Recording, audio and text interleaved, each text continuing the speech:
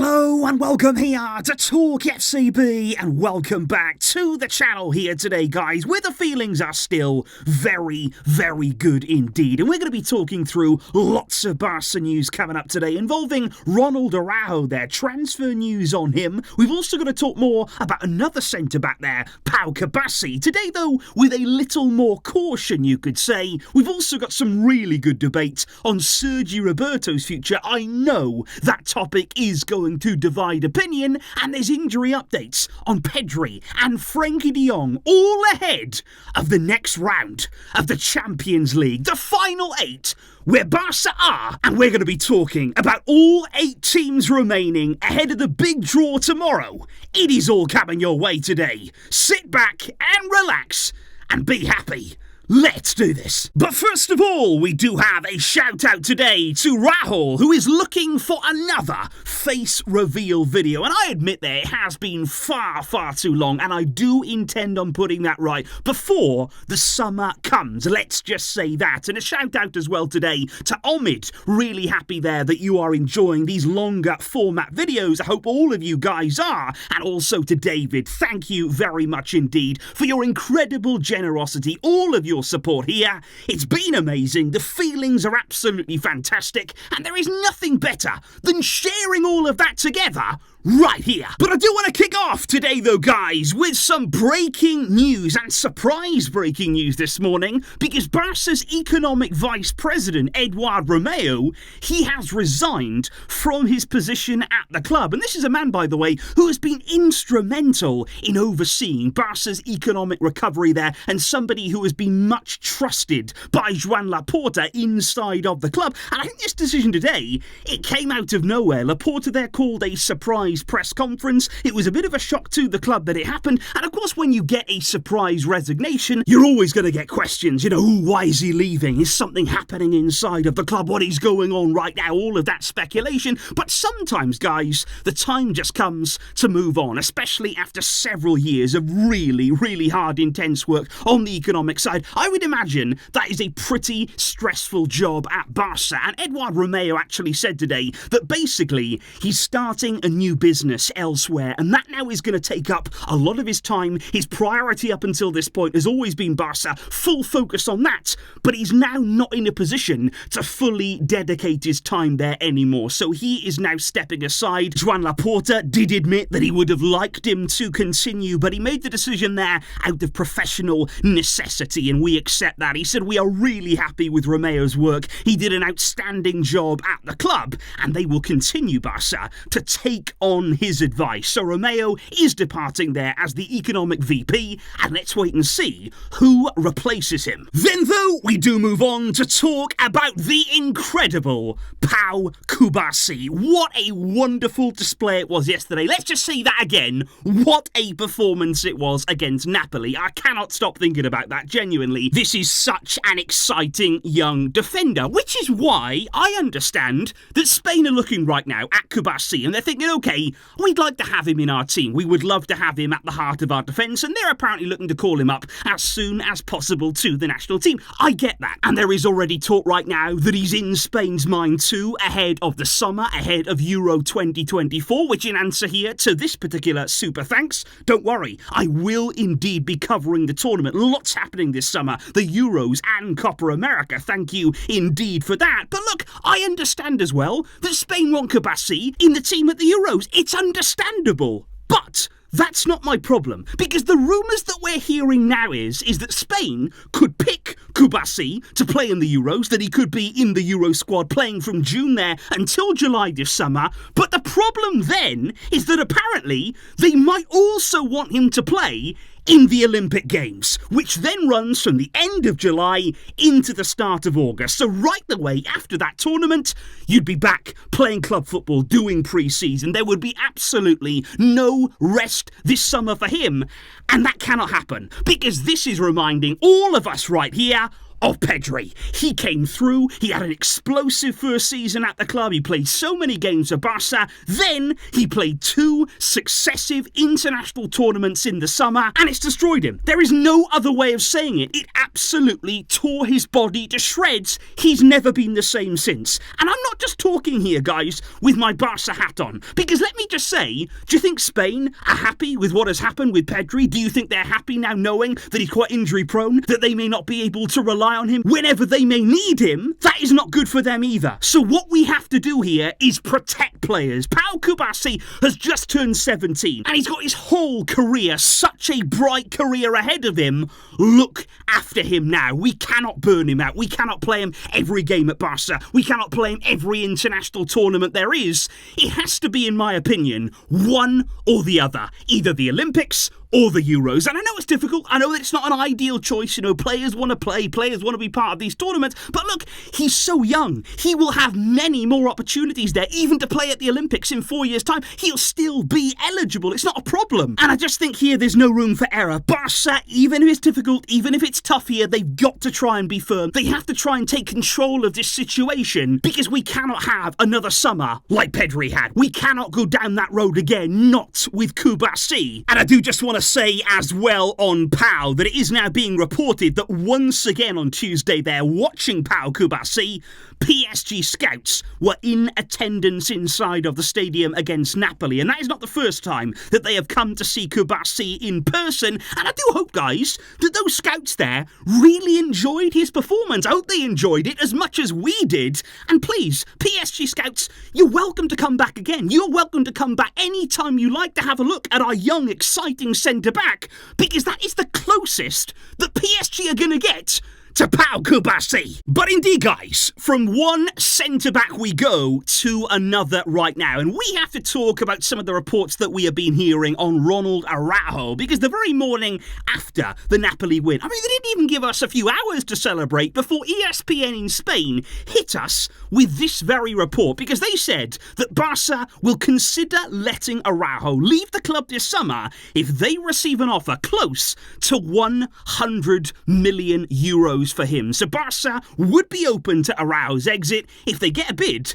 of nearly 100 million this summer. And like I said, they couldn't even give us a few minutes of celebration before piling this on us. Because seriously, this is big news, and ESPN in Spain can sometimes have some information. So we do have to talk about this here, because do we honestly believe that Barca are open to offers for Araujo if a 100 million euro bid came in, which I wouldn't be surprised if it did. There's plenty of clubs out there who would be willing to pay that kind of money for Araujo. Would Barca think about it? Would they be actually tempted by a big offer this summer? Now, you would think on the face of it, surely not. I mean, Araujo is incredible. He is the absolute heart of our defence. He has been now for several seasons. He's also become a real leader in this team as well. And it's hard to imagine now a Barcelona back line without Araujo leading it, without him being there as the rock-solid defender that he is. And I want to say that after the game, Araujo there was asked about his future, inevitably, and he replied as follows there, that my future depends on the club. He said, everybody knows that I'm very happy at Barca, and I'm also very grateful to Xavi,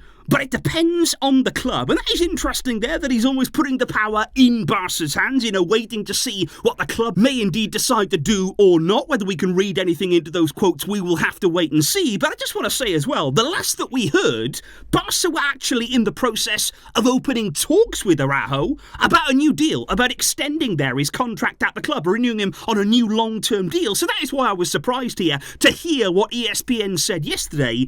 And at this stage, I wouldn't read too much into it. I wouldn't be too drawn on those reports right now, but I just think, guys, like with any other valuable player in our squad, that's what Araujo is. He's one of the players that could command big money in the transfer market. You've got to expect rumours. You will definitely hear more about this. You'll hear more about Araujo and many other players as we approach the summer. So let's wait and see. But speaking there about new contracts, speaking there about players that could indeed stay or leave the club, well, let's move on to a topic that, like I say, it will divide opinions. Sergi Roberto's future has to be discussed right here, because, okay, Roberto's contract expires at the end of this season, and it looked for most of this campaign, he struggled there with injuries throughout it as well, as though he would be leaving. It seemed as though this would definitely be Roberto's last season at the club, before maybe there he went somewhere like into Miami, as many former Barca players have, or elsewhere. But, of course, he came on against Napoli, provided a really, really important assist, a really impressive display that it was from the bench in that game. And there have now been rumours that Barca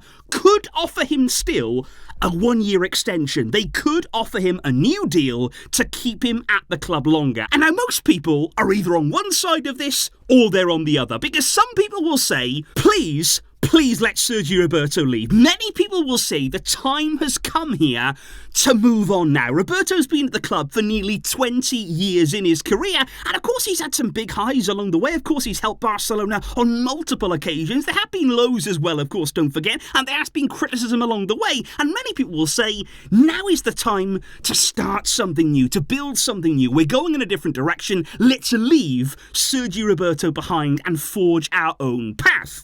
But I think it's also important here to recognise the other side too, and some of the reasoning behind that. Because the argument could be made that would it make sense, business sense, footballing sense for Barca to keep Roberto around for one more year? Because do not forget here, Roberto is now on incredibly low wages at the club. He is very, very low maintenance. He is one of the lowest earners in the squad. He can also provide cover, don't forget, in multiple different positions. He is an incredibly versatile player there. And also, I think now, he understands his role at the club. We know that he's not a starter. He shouldn't be anywhere close to starting in this team, but he knows there that if we need him, if we have injuries, suspensions, if the game calls for it, we may need to call upon Sergi Roberto because he does have experience. That's the other thing about him. He is at an age now where he can be a leading figure in the dressing room. We do have a young squad. It's good to have somebody there who knows the club, who understands it inside out, and he's also only just turned 32, so he's not exactly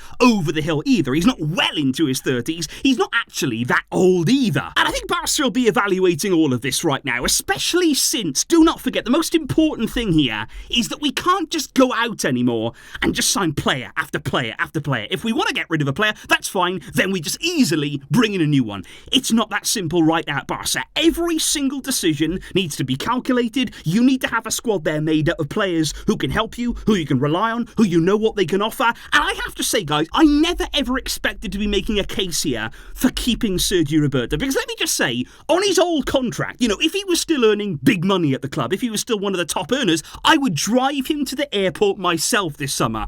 But this is a different kind of role for him now. He is not in this team. He shouldn't be starting, like I say, but on very, very low wages, with his experience, with the young squad that we have, with our limited ability in the transfer market. Do you really want to lose somebody like that that's very, very easy to keep, just to then go out and try and sign a replacement for him for a few million? Because look at what happened with Oriol Romeo. He was brought in this summer as cover, as additional muscle there in midfield for Xavi to use throughout the season. It cost us several million euros to make that signing happen, and it's been terrible. You try and bring somebody in for a low amount, you're probably not going to get good quality, and we are not in a position here to buy player after player. So I think here, Barca will be looking at this situation, understanding what Roberto can offer for a low amount, and then deciding, is there any risk to keeping him? Is there any problem there with just one more year, just to have him there if we need him? That's going to be the question, and that is what I want to know from you down below.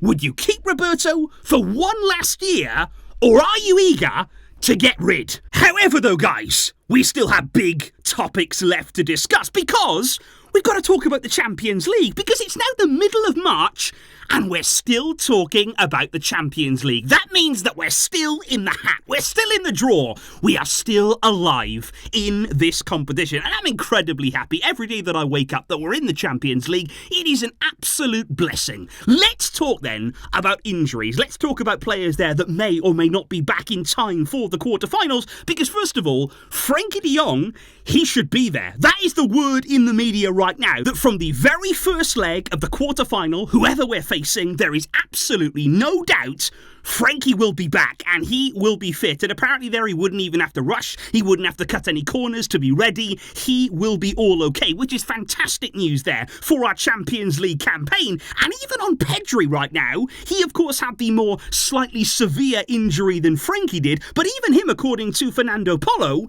he should be available at some stage of the quarterfinals there. There's an outside chance of him being ready for the first leg, but there is real optimism he could be ready by by the second leg, and every single player here that we can get back, key players as well, that's only going to help us. That is only going to make us stronger and a more fierce outfit for whatever challenge lies ahead of us. Because this, guys, is how the final 8 of the Champions League looks right now. You've got Barça, you've got Real Madrid, Atletico Madrid made their way too as well on penalty kicks last night against Inter. You've got Bayern and Dortmund from Germany, Arsenal and Man City from England, and Paris Saint-Germain from France. Now, if you are looking at this draw sort of objectively, and you're thinking ultimately, what is the easiest route to the semi-final? Because in my opinion, we don't want to look at it like that, because at the end of the day, in order to be the best, you've got to beat the best. You have to be ready to face any team in the tournament. That's why the reports that we're hearing here that Barca really want to avoid Man City, it's nonsense. Inside of the dressing room, you've got to be ready for whatever comes your way. But if you did want, say, the best team on paper, who would you be looking at right now? Would you be looking at Borussia Dortmund? No disrespect to them, because some teams will actually feel this about us maybe in the draw. They'll want to face Barca, they'll want to come up against us, and that is absolutely fine. Would you say also Atletico Madrid? Well, we'll have a really good idea after Sunday's game. That should be a terrific matchup there between two informed teams right now. So Dortmund and Atleti are the ones that really spring out to me. Arsenal right now are kind of in unfamiliar territory for them over the past few years. They made it just about past Porto on penalties. So, they're a team that you'd look at and think, okay, that would be an interesting battle as well. PSG have got real pace in their team. That would be something our defence would have to deal with, something that, of course, has not really worked out well for us in the past in terms of facing that rapid counter-attacking style of team. And then there's Real Madrid. Yes, Real Madrid. Could you imagine a Clasico quarter-final in the Champions League? And again, that's a game that we go into, we'd have to believe, we would have to believe there that over 2 legs we could find some way past our biggest rivals, and that is a game that you'd have to be up for and that every single person would. And then there's Bayern, of course, who we faced the last time that we reached the quarter-final in the Champions League. No idea what happened there, so we'll gloss over that. But Man City as well, obviously, they are the tournament holders, they are the team to beat, and they are in the draw as strong favourites once again. But who would you honestly like to face? Hand on heart here, guys, when that draw is being made tomorrow morning, when we're seeing the teams there being drawn one by one, who's your heart going to tell you that you really want in the next round? Or do you not care? Because in my personal opinion, I'm just happy to be here. I am willing here to take on whatever comes our way. And I'm not saying that whoever we play, we're going to beat. I'm not that naive after one important victory in the Champions League. But I am just going to say, we've got to give it everything. We're in the quarter-final. We've got to throw caution to the wind. We've got to be brave. We've got to believe in ourselves. And whatever team comes out tomorrow that we are going to be facing, we have to believe that we can do it. So please, guys, do let me know all of your thoughts in the comments down below ahead of that big Champions League draw tomorrow. I will, of course, be seeing you after that draw has been made with all of the reaction, all of the conversation that I'm sure that we're going to have after it's all been concluded. I will see you tomorrow. For all of that, thank you indeed for tuning in here, for all of your incredible support throughout the videos right now. It's a great time on the channel, and I'm so thankful to have you all here with me. I will catch you very soon, but until next time, as always, Visca, El Barça.